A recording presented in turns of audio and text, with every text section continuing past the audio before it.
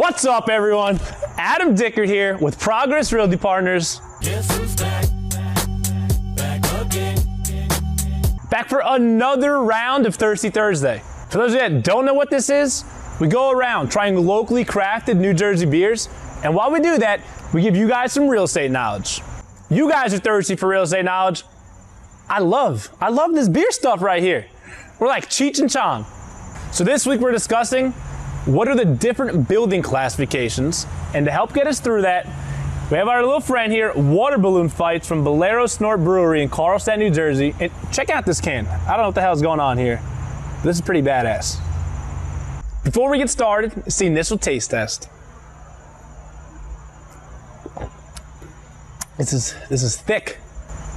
So again, what are the different building classes when talking about commercial real estate? For starters, you have Class A. Class A buildings are often the newest and nicest buildings in the area. Often in the best location, probably have a top-notch management company, exorbitant parking, if not a parking garage, energy efficient, all the bells and whistles, nice shiny elevators. They usually also have the best-in-class tenants paying the highest rents. Because these buildings are so nice, these are often also the most expensive buildings in the area. Next, Class B. So naturally, with Class B buildings, we're gonna be one notch below your Class A buildings. So still, perfectly working order building, maybe a lower grade tenant, maybe not your Fortune 500, but your local businesses, accountants, doctors, whatever it may be. Systems all in great working order. And typically you'll find these buildings between 10 and 20 years old. Another point to make with Class B buildings is your rental rate. So these are actually gonna be your market rate rent. So not above, not below, this is market.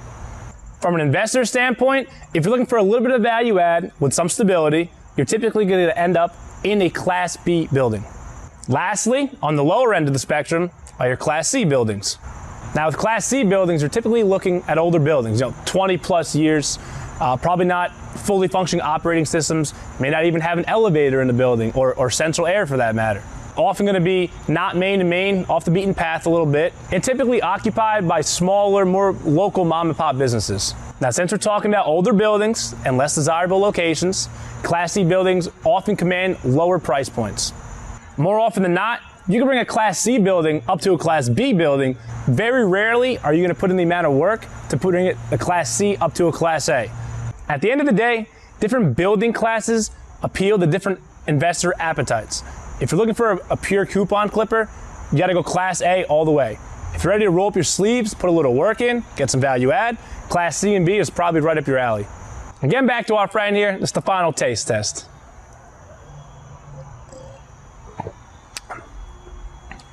On a scale of 1 to 10, this gets an 8.4. Really not as bad as I initially thought. It's a little vanilla-y actually. Called Water Balloon Fights from Bolero Snort Brewery in Carlstadt, New Jersey. I'm Adam Dickert. We're Progress Realty Partners. Catch you guys next week with a new beer and new information.